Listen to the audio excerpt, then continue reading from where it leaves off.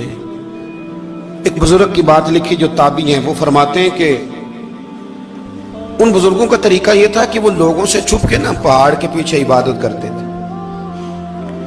اور position in کی یہ تھی کہ کسی سے ملتے نہیں تھے، بالخصوص فجر کی نماز سے لے کر عصر کی نماز تک بکریاں رکھی ہوئی تھیں، ان کو چراتے رہتے تھے فرات کے کنارے اور نفل پڑھتے رہتے تھے. اس وقت کو ملنے بھی نہیں آتا تھا. ایک شخص بڑی دور سے ان کی شہرت سن کے آیا، میں نے تو ملنا ہے. لوگوں نے کہا وہ اس وقت نہیں ملتے، ناراض ہوتے ہیں. اس نے کہا اللہ کا بندہ ہے نا، ناراض ہو بھی جائے گا تو لمبا ناراض رہے گا نہیں، اللہ والے جلدی راضی ہو جاتے ہیں. پہنچ گئے. اب وہ بابا جی نماز پڑھ رہے تھے تو کہتے میں نے عجیب منظر دیکھا کہ بابا جی فرات کے کنارے نماز پڑھ رہے ہیں اور ایک بھیڑیا ان کی بکریوں کی حفاظت کر رہا ہے. سبحان اللہ. کہتے میں حیران رہ گیا کہ بھیڑیا تو بکریاں کھایا کرتا ہے اور یہاں چرا رہا ہے. کہتے میں جب گیا تو بابا جی نوافل میں مشغول تھے، مجھے دیکھ کے کہنے لگے اس وقت کیوں آئے؟ میں نے کہا حضور اگر آئے گیا ہوں تو پھر مہربانی کرے قبول فرما لیں. میں بیٹھ گیا تو میں نے کہا حضور یہ بھیڑیا بکریاں چرا رہا ہے، بھیڑیا اور بکریے کی صلح کب سے ہو گئی؟ تو فرماتے ہیں لمبی تقریر نہیں، ہلکا سا جملہ. فرمانے لگے جب سے بکریوں کے مالک نے رب سے صلح کر لی ہے نا، تب سے بھیڑیوں نے بھی بکریوں سے صلح کر لی ہے. بکریوں کے مالک نے رب سے صلح کر لی، گناہ چھوڑ دیے، اس کی فرما برداری میں آ گئے. اب پھر اسے بکریاں چلانے کی ضرورت نہیں رہی. بکریاں نہ اب بھیڑیا چراتا ہے. کہتے ہیں میرے اوپر کپ کپی طاری ہو گئی بزرگوں کی بات سن کے، اور مجھے پیاس لگی اور خواہش آئی کہ پتہ نہیں اب بابا جی کچھ کھلائیں پلائیں گے بھی کہ نہیں، بابا جی کچھ کھلائیں گے بھی کہ نہیں. کہتے میرے دل میں خیال تھا تو بزرگوں نے نا ایک لکڑی کا پیالہ، ان کے پاس وہ غار میں بیٹھے تھے تو ایک چھوٹا سا پتھر تھا، اس کی ڈھلان بنی ہوئی. بابا جی نے اس کے نیچے لکڑی کا پیالہ رکھا، وہ رکھا ہی تھا تو وہ دودھ سے بھر گیا. کہتے انہوں نے مجھے دیا تو ٹھنڈا اور میٹھا دودھ، میری طبیعت خوش ہو گئی. بابا جی نے نا دوبارہ وہی پیالہ اسی جگہ رکھا تو شہد سے بھر گیا. 1000 سال پہلے داتا صاحب لکھ رہے ہیں. کہتے مجھے دیا. میں نے فوراً کہا، میں نے کہا حضور یہ دودھ تو گائیں بھینس دیتی ہے، پہاڑوں سے تو نہیں نکلا کرتا، اور شہد تو شہد کی مکھیاں دیتی ہیں، پتھروں سے تو نہیں نکلتا، یہ آپ کہاں سے نکال رہے ہیں؟ تو کہتے ہیں وہ قرآن مجید پڑھنے لگے. وَإِذِ اسْتَسْقَى مُوسَىٰ لِقَوْمِهِ، جب موسیٰ کی قوم نے ان سے پانی مانگا، فرمانے لگے موسیٰ کی نافرمان قوم پانی مانگے، حضرت موسیٰ پتھر پہ ڈنڈا مارے تو اللہ وہاں سے 12 چشمے جاری کر دے. جو رب حضرت موسیٰ کی نافرمان قوم کے لیے پتھر اور پہاڑوں سے چشمے نکال دیتا ہے نا، وہ محمد عربی کے غلاموں کے لیے پتھر اور پہاڑوں سے دودھ اور شہد بھی نکال دیا کرتا ہے. وہ بزرگ کہنے لگے بس بات یہ ہے کہ آج بھی ہو اگر ابراہیم کا ایمان پیدا تو آگ کر سکتی ہے انداز گلستاں پیدا.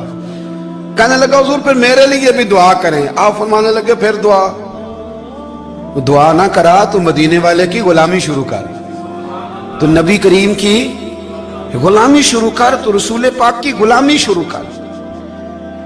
ایک بات علم، پھر فرمایا اللہ رسول سے محبت، پھر فرمایا حضور کی غلامی. اس سے سارے مکاشفات کھلیں گے، اس سے سارے مشاہدات کھلیں گے، اسی سے کرامتیں ملیں گی، اسی سے مقبولیت ہوگی، اسی سے اللہ نبی کی بارگاہ میں درجہ ملے گا. پھر داتا صاحب آگے بڑھتے ہیں اور داتا صاحب فرماتے ہیں صوفیاء کی ایک جماعت ہے جو کہتی ہے ہم نے تو کبھی اپنی زبان پر دکھ بیان ہی نہیں کیے، ہر شے اپنے رب رسول کے حوالے کر دی، ہر شے اللہ رسول کے. اور داتا صاحب کہتے ہیں کچھ ایسے بھی ہیں جو دعا بھی نہیں مانگتے، لوگوں کے لیے مانگتے ہیں، اپنے لیے نہیں مانگتے. آپ دعا کیوں نہیں مانگتے؟ تو کہتے ہیں اللہ کو تو پتہ ہی ہے ہمیں کیا چاہیے، اسے تو پتہ ہی ہے. ایک بزرگ کی بات لکھی ہے داتا صاحب نے، میری جماعت میں نا مزاج ہے کرامتوں کا. مجھے وہ ساری باتیں بھی آتی ہیں کہ ایک بندہ کراچی سے آیا، داتا صاحب حاضری دی تو اس کی لاٹری نکل آئی، یہ بھی مجھے آتی ہے، لکھی پڑھی ہے میں نے، کتابوں میں ہے یہ بھی. ایک بندہ، یہ ساری باتیں نا آتی ہیں کرامتوں میں، بڑی ساری چیزیں لوگ بیان کرتے ہیں کہ میں وہاں آیا اور میں نے حاضری دی تو موج لگ گئی. یہ ساری باتیں آتی ہیں، ہمارے پرانے بزرگ اور بھی قصے سنایا کرتے تھے، ساری ہمیں چیزوں کا پتہ. پر جو عنوان ہے نا وہ حضرت شیخ ابو نور کہتے ہیں کہ ایک بندہ داتا صاحب کے مزار پہ گھوم رہا تھا، داتا 10 روپے دے، 10 روپے دے، 10 روپے دے. تو ایک بندہ بڑی دیر سے اسے دیکھ رہا تھا، وہ کہنے لگا داتا نے تجھے کیا دینا ہے، ادھر آ میں دوں. اس نے 10 دیے. बंदा बड़ा हसीन था, हंस पड़ा, कहने लगा दाता तेरे भी सदके जाऊं। दिन आने लगा तो मुनकर से ही दिलवा दिए, जो नहीं मानता उसी से दिलवा दिए। वो बड़ा परेशान हुआ, मैं और चक्कर में था, इसने मेरे ऊपर ही जड़ दी है बात। कहने लगा दाता तेरे सदके जाऊं। तो ये सारी बातें किताबों में मौजूद हैं, लोगों ने अपने अपने मुशाहिदात जो जिसके साथ पेश आया उसने बयान किए हैं। बहुत सारी बातें काबिले बयान हैं, पर जो उन्वान है मैं उस पर रहना चाहता हूँ। दाता साहब रहमतुल्लाह अलैह फरमाते हैं, हमारी तालीमात हैं कि अपने दुख दर्द दुनियादारों से बयान नहीं करने, सवाल का दरवाजा लोगों के सामने खोलना। अल्लाह वालों से कहेंगे कभी कहना होगा तो, दुनियादारों से कहना। कहते हैं शेख अहमद नाम के बुजुर्ग थे, सारी जिंदगी किसी को काम नहीं बताया, सारी जिंदगी बड़ी मुश्किलात आई, पर कभी अपनी जात पर सवाल का दरवाजा नहीं खोला। एक ऐसी मुश्किल आई कि जो हल ही नहीं होती थी। किसी ने उन पर कोई इल्जाम लगा दिया। अबू मुस्लिम नाम का एक बादशाह था, उसकी हुकूमत थी, उसने पकड़ के कैद में डाल दिया। अब कैद में है, जुर्म लग गया है, फर्दे जुर्म आयद हो गई है, जेल में है। लोग कहने लगे हजरत जी अपनी सफाई में कुछ कहें, और मानने लगे सारी जिंदगी बंदों से कुछ नहीं कहा। अल्लाह रसूल को पता है मैं बेगुनाह हूं, मुझे कहने की जरूरत नहीं। दाता गानी बख्श अली हजवेरी ने लिखा है, दाता साहब कहते हैं तू यकीन कामिल तो पैदा कर, तू ईमान तो पुख्ता कर। दाता साहब कहते हैं वो अबू मुस्लिम जो बादशाह था वो नेक आदमी था, उसे रात को ख्वाब में नबी करीम की जियारत नसीब हुई, और हुजूर सैयद आलम सल्लल्लाहु अलैहि वसल्लम फरमाने लगे तूने अल्लाह का एक नेक बंदा जेल में डाल दिया, डर नहीं आता, वो तो बेगुनाह है। बादशाह आधी रात को खुद उठा। दादा साहब फरमाते हैं किसी गार्ड को नहीं भेजा, पुलिस वाले को नहीं भेजा, जेलर से नहीं, खुद गया, जाके जेल का दरवाजा खोला, दरवाजा खोल के उस दरवेश को आजाद किया। कहने लगा बाबा जाओ, मुझे पता चल गया आप बेगुनाह है। बाबा जी सलाम करके जाने लगे तो बादशाह फिर आगे आया, हाथ बांधे, हाथ चूमे, कहने लगा हुजूर आप बड़े नेक हैं, मेरे लिए कोई हुक्म हो तो बताइएगा, मेरे लायक को खिदमत हो तो बताइएगा। तो शेख अहमद फरमाने लगे तुझे अभी भी समझ नहीं आई, तुझे अभी भी नहीं समझ आई। कहने लगा हुजूर क्या?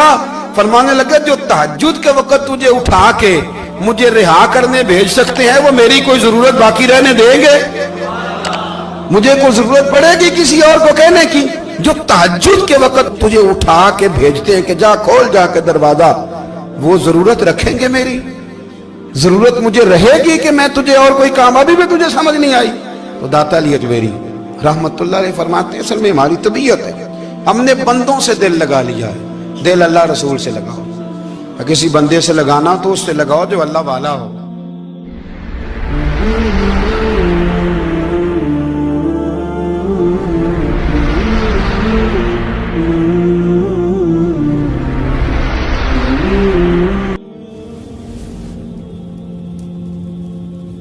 ये वाला रंग तेरे अंदर कोई नहीं।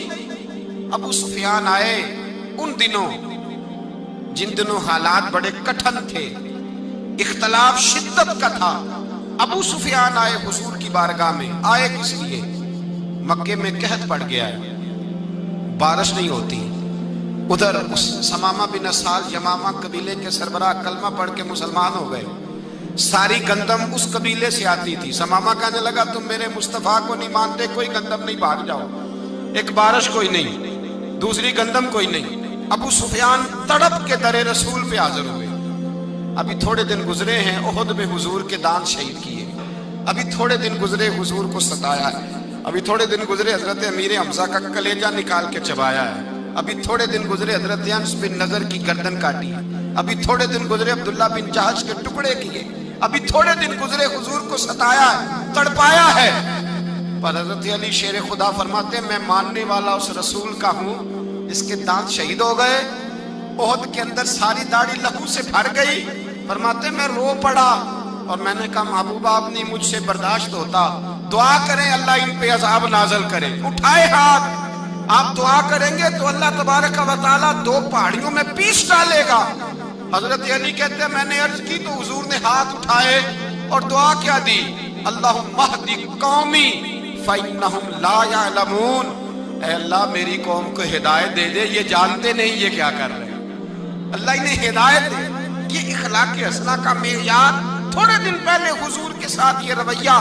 ابو سفیان اب بے حال ہو گئے, بچے بھوک سے مرنے لگے, جانور پیاس سے مرنے لگے. ابو سفیان چھپتا چھپاتا کہنے لگا چارہ کوئی نہیں, مصطفیٰ کے پاس جانا ہی پڑے گا. ابو سفیان مدینے پہنچ گئے. جب پہنچے نا تو ابو سفیان کی اپنی صاحبزادی حضرت ام حبیبہ ام المومنین تھی, رسول اللہ کی زوجہ تھی. ابو سفیان جب آئے تو حضرت ام حبیبہ کے پاس سیدھے ان کے گھر گئے بیٹی سے ملنے. حضور کا بستر بچھا ہوا تھا. حضرت ام حبیبہ حضور کی زوجہ ام المومنین بستر بچھا ہے. ابو سفیان بیٹھنے لگے, جناب ام حبیبہ کہنے لگی ابا جی ٹھہر جائیں. وہ ٹھہرے تو بستر سمیٹ دیا. کہنے لگے بیٹی شاید تیرے گھر میں کوئی قیمتی بستر نہیں, غربت چھپانے کے لیے بستر سمیٹ رہی ہو. جناب ام حبیبہ کہنے لگی ابا تو مسلمان نہیں نہ ہوا, ابھی تیری سوچ کافروں جیسی ہے. تو یہاں آ کے کھڑا ہونا جہاں میں کھڑی ہوں, پھر تجھے رسول اللہ کی محبت کے رنگ کا پتہ چلے. تو ابھی کھڑا وہاں ہے جہاں تجھے کفر ہی کفر سنائی اور سجائی دیتا ہے. بستر اس لیے نہیں سمیٹا کہ معاذ اللہ کم قیمت تھا, میں نے اس لیے سمیٹا ہے کہ تو نجس ہے, ناپاک ہے, ابھی کلمہ نہیں پڑھتا. اور یہ اس رسول کا بستر ہے کہ جو بستر میں موجود ہوتے ہیں تو جبریل امین قرآن لے کے تشریف لے آتے ہیں. تیرا وجود اس قابل نہیں کہ یہاں بٹھایا جائے. نبی پاک صلی اللہ علیہ وسلم کی بارگاہ تک ابو سفیان آئے. ابو سفیان کہتے ہیں مجھے امید نہیں تھی, ابھی سوچ نہیں نہ بدلی تھی. کہتے مجھے امید نہیں تھی, میرا خیال تھا وہ شکوے کریں گے, شکایتیں کریں گے, وہ کہیں گے تم نے بھی تو بڑا کچھ کیا ہے نا. ابو سفیان کہتے ہیں میں قربان جاؤں, میں نے یہ رنگ دیکھا تو مدینے کی فضا ویسے ہی بڑی ٹھنڈی تھی, لیکن مصطفیٰ کریم کے ساتھ جب میں نے بات کی تو میرے وجود پر گریہ طاری ہو گیا, میرے اوپر کیفیت طاری ہو گئی, میں تڑپنے لگا. کہتے ہیں میں نے کہا محبوبہ میں آیا ہوں, آپ کا کلمہ پڑھتے ہی سمامہ نے گندم بند کر دی ہے, بارشیں رک گئی ہیں, مکے کے لوگ بھوک اور پیاس سے مرنے لگے ہیں. محبوبہ بیٹیاں روتی ہیں, یا رسول اللہ مائیں ان کی چھاتیوں میں دودھ خشک ہو گیا ہے, بچے بلکتے ہیں. ابو سفیان کہتے ہیں میں دشمن تھا, سارے مکے کے لوگ دشمنی کرتے تھے, لیکن جب میں نے یہ لفظ کہے نا اچانک میری نظر اٹھی تو مصطفیٰ کریم کی تو آنکھیں آنسو برسا رہی. کہتے میری بات بھی مکمل نہ ہوئی, حضور نے پہلے رکا منگوایا, سمامہ کے نام فرمایا پہلے تو انہیں غلہ اپنی مرضی سے دیتا تھا, اب تیرے نبی کا حکم ہے کہ پہلے سے بڑھ کر تو انہیں غلہ دینا ہے. اور پھر میرے مصطفیٰ نے ہاتھ اٹھائے. اور بھائی مشکل ہوتا ہے, مشکل ہوتا ہے, سگے بھائی کے لیے لوگ دعا نہیں کرتے, کہتے میرا شریکہ ہے. ساس بہو کے لیے بہو ساس کے لیے دعا نہیں مانگتی, کہتے اختلاف ہے, لوگ لوگوں کی زندگی نہیں مانگتے, بیماری میں شفا نہیں مانگتے. ابو سفیان کہتے ہیں آمنہ کے لال تیرے قربان جاؤں. حضور نے ہاتھ اٹھائے اور کہا اے اللہ مکے کی سنگلاخ پہاڑیوں پہ بارش برسا, اے اللہ کھیتیاں ہری کر دے, اے اللہ ماؤں کی چھاتیوں میں دودھ بھر دے, اللہ عورتوں کو تازگی دے دے, بچوں کو رانائی دے دے, پھلوں پھولوں کو تازگی دے دے. ابو سفیان کہتے پہلے حضور رو رہے تھے, اور جب نبی پاک کی دعا دیکھی تو میں نے رونا شروع کر دیا, میں نے رونا شروع کر دیا. کہتے واپس آیا تو وہ احساس کہ یار یہ میں کس شخص سے مل کے آیا ہوں, یہ کس قسم کے آدمی سے مل کے آیا ہوں, یہ کیسا رنگ ہے, یہ کس قسم کا انداز ہے کہ جس کو میں پتھر مارتا رہا وہ میرے لیے دعائیں لے کے بیٹھا ہوا ہے, جس کو ساری زندگی ستایا ہے وہ میرے بچے کے لیے روتا ہے, میری بیٹی کے لیے اس کی آنکھ میں آنسو ہیں, وہ ہمارے لیے تڑپ رہے ہیں. میرے بھائیوں, ابو سفیان کہتے ہیں پھر دوسرا جلوہ میں نے تب دیکھا جب حضور مکے آئے, اور میں تو آخر تک لڑنے آیا تھا نا, حدیبیہ تک. کہتے ہیں جب رسول پاک مکے آئے اور حضور نے اعلان معافی کیا تو بنتا تو یہ تھا کہ مجھے سزا ملتی, لیکن میرے مصطفیٰ کریم نے فرمایا جو ابو سفیان کے گھر میں چلا جائے گا میں اسے معاف کر دوں گا. کہتے ہیں میں نے کہا یہ میرے لیے کس قسم کی سزا تجویز کی ہے کہ میں عمر بھر دشمنی کرتا رہا اور یہاں رنگ عجیب ہے. حضور نے میرے لیے ہی اعزاز لکھ دیا, فرمایا جو ابو سفیان کی حویلی میں داخل ہو گیا میں نے معاف کیا. ابو سفیان کہتے ہیں پتہ نہیں کتنے پردے تھے جو اٹھ گئے, پتہ نہیں کتنی منزلیں تھیں جو طے ہو گئی, پتہ نہیں کتنے جلوے تھے جن کا نظارہ ہو گیا. اور میں نے غور سے چہرہ دیکھا تو میری آنکھوں سے پٹی اتر گئی اور مجھے عبداللہ کے یتیم بیٹے کے پیچھے محمد رسول اللہ کے جلوے نظر آنے شروع ہو گئے۔ اخلاقی قدریں جب موجود رہتی، یہاں تو لوگ مرے ہوئے شخص کو مارتے ہیں، یہاں تو سڑک پر کتنی گراوٹ ہے اور کتنا گر گیا ہے، اخلاق ان لوگوں کا ایکسیڈنٹ ہو گیا ہے، ٹرین کی پٹری سے اتر گئی ہے، چیخ و پکار ہے، آہیں ہیں، تڑپنا ہے، رونا ہے، سسکیاں ہے، ماں کا بازو کٹا ہے پر وہ چیختی ہے ذرا میرے بیٹے کا پتہ کرو، باپ کی آنکھوں میں ریت پڑ گئی ہے پر وہ تڑپتا ہو میرا بیٹا تھا، چیخ و پکار ہو رہی ہے۔ پر ظلم ہے اس قوم کا کہ جو بچانے والے آئے ہیں وہ پہلے آتے ہی ان کی جیبیں ٹٹول رہے ہیں، ان کے بٹوے دیکھ رہے ہیں، گری ہوئی عورتوں کے، یہ آپ اٹھا کر دیکھیے اخبارات، عورتوں کے گری ہوئی عورتوں کے کانوں سے بالیاں نوچی گئیں اور ان کے کان تک کٹ گئے۔ یہ اس قوم کا حال ہے۔ اقبال کہتے ہیں جنہیں آتا نہیں دنیا میں کوئی فن تم ہو اور بیچ کھاتے ہیں جو بزرگوں کا کفن تم ہو۔ تم وہ لوگ ہو جو کفنوں پہ سودے کرتے ہو، جو قبروں پہ سودے کرتے ہو۔ لوگ تجارتیں کرتے ہیں، اخلاقی پستی کا یہ عالم کہ لوگ قبروں پہ سجدے کرتے ہیں، بیٹے بیچ کے دہیز خریدتے ہیں۔ غریب کی بیٹی روز تڑپتی ہے، روتی ہے، روز سسکیاں لیتی ہے کہ کہاں سے وہ دروازہ کھلے گا جب میں بھی جب سہاگن ہوں گی، جب میرا باپ بھی عزت کے ساتھ مجھے رخصت کرے گا۔ اور غریب آدمی بیٹی کی شادی کے بعد اتنا دکھی رہتا ہے، وہ بھی کم ہی لوگ جانتے ہیں، وہ بھی وہی لوگ جانتے ہیں جو اس منظر سے گزرتے ہیں۔ ہمارا اخلاقی معاملہ اس قدر زیادہ تباہی کا شکار ہے۔ میرے مصطفیٰ کریم سید عالم نور مجسم صلی اللہ علیہ وسلم جذبات کا خیال رکھتے، احساسات کا خیال رکھتے، تصورات کا۔ او بھائی، اس سے بڑا اخلاق کا مظاہرہ کہاں سے لینے جاؤ گے؟ کہ آمنہ کے لال فرماتے ہیں میرا دل کرتا ہے نماز لمبی پڑھاؤں، نماز اللہ کی نماز، دل کرتا ہے لمبی نماز پڑھاؤں، میں لمبی لمبی سورتیں تلاوت کروں، میں کھل کے رب کریم کا قرآن پڑھوں، میں اللہ تبارک و تعالیٰ کے قرآن مجید کے ذائقوں میں کھو جاؤں۔